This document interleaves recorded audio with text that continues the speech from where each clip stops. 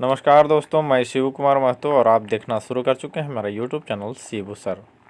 नई शिक्षा नीति को केंद्रीय कैबिनेट की मंजूरी मिल चुकी है। जी हाँ दोस्तों, नई शिक्षा नीति जो बनी है 2020 कैबिनेट की मंजूरी मिली है। मेरे चैनल में आप नए हैं तो सब्सक्राइब करके बेल आइकन दबा लें ताकि मेरे द्वारा बनाया गया वीडियो आपके मोबाइल तक सबसे पहले नोटिफिकेशन के माध्यम से पहुँच जाए। और वीडियो अभी तक लाइक नहीं किए हैं दोस्तों तो लाइक कर लीजिए, क्योंकि एक लाइक मेरे मेहनत का फल होता है, इसलिए लाइक ज़रूर कीजिए। चलिए इसी टॉपिक पर वीडियो को शुरू करेंगे। वीडियो को अधिक लंबा नहीं करूंगा, जानकारी सिर्फ दूंगा। चलिए वीडियो को शुरू करते हैं।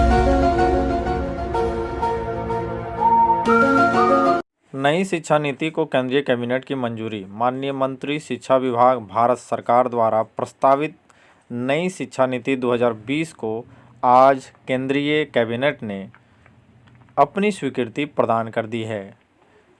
केंद्रीय सरकार की कैबिनेट की स्वीकृति के बाद 36 साल बाद देश में नई शिक्षा नीति लागू हो गई।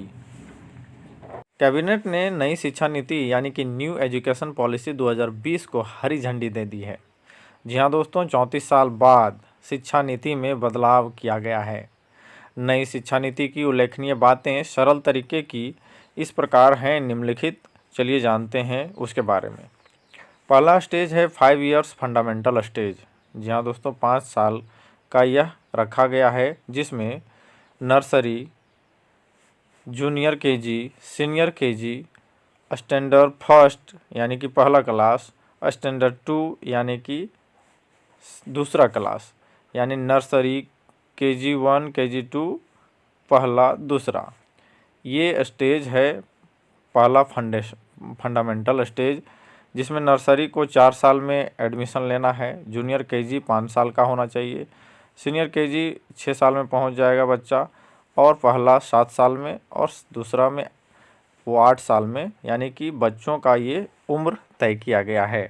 4 से 8 साल के बच्चे 5 इयर्स फंडामेंटल स्टेज में रहेंगे। उसके बाद आता है दूसरा स्टेज जो 3 सालों का रहेगा, 3 इयर्स प्रिपरेटरी स्टेज, जिसमें थर्ड स्टैंडर्ड यानी कि तीसरा क्लास, और फोर्थ स्टैंडर्ड यानी कि चौथा क्लास, और फिफ्थ स्टैंडर्ड यानी कि 5वां क्लास, यानी तीसरा, चौथा और 5वां क्लास के बच्चे, यानी कि 9, 10 एवं 11 साल के बच्चे इस स्टेज में पढ़ाई करेंगे, यानी कि इस स्टेज में रखा गया है इनको। और चौथा स्टेज है वो भी 3 साल का होगा, जो 3 इयर्स मिडिल स्टेज है, जिसमें छठा, 7वां और 8वां को रखा गया है, यानी कि 12 से 14 साल के बच्चों का वहाँ उस स्टेज में रहेगा। छठा क्लास, 7वां क्लास और 8वां क्लास, जिसको 3 इयर्स मिडिल स्टेज कहा गया है। अब जानेंगे अगले स्टेज के बारे में, जो चौथा स्टेज होगा 4 साल के लिए। तो दोस्तों, चौथा स्टेज 4 इयर्स सेकेंडरी स्टेज होगा, जिसमें 9th क्लास से लेकर 12 क्लास तक का रखा गया है, लेकिन उसमें क्लास को 9, 10, 12, 11, 12 नहीं रखा गया है। जी हाँ दोस्तों, चलिए जानते हैं चौथे साल का जिक्र, यानी कि चौथे स्टेज में 15 साल से 18 साल के बच्चों को रखा गया है। इसमें 9th स्टैंडर्ड, उसके बाद SSC स्टैंडर्ड, जी हाँ दोस्तों, वहाँ 10th के जगह में SSC स्टैंडर्ड रखा गया है। उसके बाद 11th के जगह में FYJC स्टैंडर्ड, और 12th के जगह में SYJC स्टैंडर्ड, यानी क्लास के जगह में यहाँ पर बांट दिया गया है। तो ये इसके बारे में थोड़ा ख़ास बातों में जानेंगे, यानी कि मैट्रिक होगा नहीं इस बार दोस्तों। मैट्रिक के जगह में क्या होगा, चलिए जानते हैं, क्योंकि 10वीं बोर्ड अब ख़त्म होने वाली है इस शिक्षा नीति में। वहाँ आप मनचाहा विषय चुन सकते हैं, यानी कि ख़ास बातों में चलिए जानते हैं कि आखिर क्या बदलाव आया है इस चौथे स्टेज में, यानी कि 10+2 के जगह में अब 4 इयर्स सेकेंडरी स्टेज है, 9, 10, 11, 12 को मिलाकर। तो ख़ास बातें चलिए जानते हैं, ख़ास बातों में क्या ख़ास है। ख़ास बातों में चलिए जानते हैं दोस्तों, क्या है ख़ास बातें। केवल 12वीं क्लास में होगा बोर्ड। जी हाँ दोस्तों, ये जो 4 ईयर सेकेंडरी स्टेज है, ये लास्ट स्टेज जो 15वां नंबर में है स्टैंडर्ड SYJC, इसमें बोर्ड होगा, यानी 12वीं क्लास में होगा बोर्ड। और क्या होगा, एमफिल होगा बंद। कॉलेज की डिग्री 4 साल की होगी। 10वीं बोर्ड खत्म, एमफिल भी होगा बंद। MPhil that means master of philosophy, यानी कि मैट्रिक बोर्ड भी बंद होगा और एमफिल भी बंद होगा।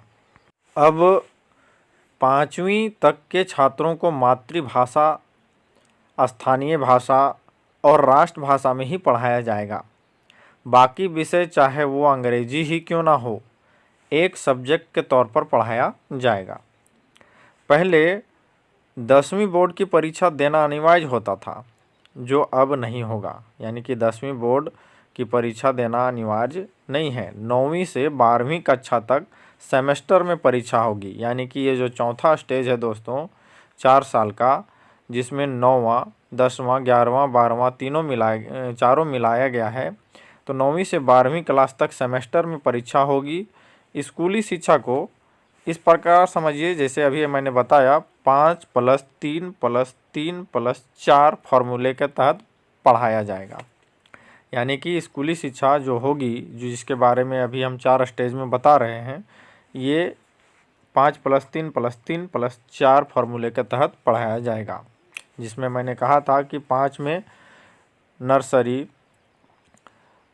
KG, UKG 1 और 2 क्लास हैं, और तीसरा स्टेज में 3, 4, 5, फिर 3, 6, 7, 8 और 4, 9, 10, 11, 12 को बांटा गया है। वहीं कॉलेज की डिग्री 3 और 4 साल की होगी, यानी कि ग्रेजुएशन के पहले साल पर सर्टिफिकेट, दूसरे साल पर डिप्लोमा, तीसरे साल में डिग्री मिलेगी। जी हाँ दोस्तों, कॉलेज में 1 साल छोड़ देने के बाद पार्ट 1, पार्ट 2, पार्ट 3 कंप्लीट करना होता था, नहीं किए तो फिर डिग्री नहीं मिलता था। लेकिन यहाँ दोस्तों कॉलेज की डिग्री 3 और 4 साल की होगी, यानी कि 1 साल अगर किए हैं तो सर्टिफिकेट मिलेगा, 2 साल में अगर छोड़ दिए हैं तो डिप्लोमा का सर्टिफिकेट मिलेगा, और तीसरे साल में आपको डिग्री मिलेगी। 3 साल की डिग्री उन छात्रों के लिए है जिन्हें हायर एजुकेशन नहीं लेना है। वहीं हायर एजुकेशन करने वाले छात्रों को 4 साल का डिग्री करना होगा, यानी कि 4 साल की डिग्री करनी होगी जिनको हायर एजुकेशन का सर्टिफिकेट लेना है। यानी कि 4 साल की डिग्री करने वाले स्टूडेंट 1 साल में MA कर सकेंगे। जो 4 साल की डिग्री करेंगे वही MA 1 साल में कर पाएंगे, नहीं तो 3 साल की डिग्री लेने वाले फिर उनके लिए हो सकता है कि 2 साल का MA करना पड़े। चलिए जानते हैं आगे और ख़ास बातें। MA के छात्र अब सीधे PhD कर सकेंगे। जी हाँ दोस्तों, MA के छात्र अब सीधे PhD करेंगे। स्टूडेंट्स बीच में कर सकेंगे दूसरे कोर्स, यानी कि हायर एजुकेशन में 2035 तक ग्रॉस एनरोलमेंट रेशियो 50% हो जाएगा। वहीं नई शिक्षा नीति के तहत कोई छात्र एक कोर्स के बीच में अगर कोई दूसरा कोर्स करना चाहे तो पहले कोर्स से सीमित समय के लिए ब्रेक लेकर वो दूसरा कोर्स भी कर सकता है। वाह, बहुत बढ़िया नियम। यानी कि अगर उसके मन में लगा कि हमको दूसरा कोर्स करना है तो पहला कोर्स को वहाँ ब्रेक ले सकता है कुछ समय के लिए, और दूसरे कोर्स को वो पूरा कर सकता है, फिर पहले कोर्स में वो जा सकता है। ऐसी व्यवस्था इस शिक्षा नीति में होने वाली है दोस्तों। हायर एजुकेशन में भी कई सुधार किए गए हैं। सुधारों में ग्रेडेड एकेडमिक, एडमिनिस्ट्रेटिव और फाइनेंशियल ऑटोनॉमी आदि शामिल हैं। इसके अलावा क्षेत्रीय भाषाओं में कोर्स शुरू किए जाएंगे, यानी कि क्षेत्रीय भाषा जैसे खोटा, नागपुरी, कुड़ुक इत्यादि, ये जो क्षेत्रीय भाषाएं हैं, उन क्षेत्रीय भाषाओं में कोर्स शुरू किए जाएंगे। और वर्चुअल लैब्स विकसित किए जाएंगे दोस्तों। एक नेशनल एजुकेशनल साइंटिफिक फोरम यानी कि NETF शुरू किया जाएगा।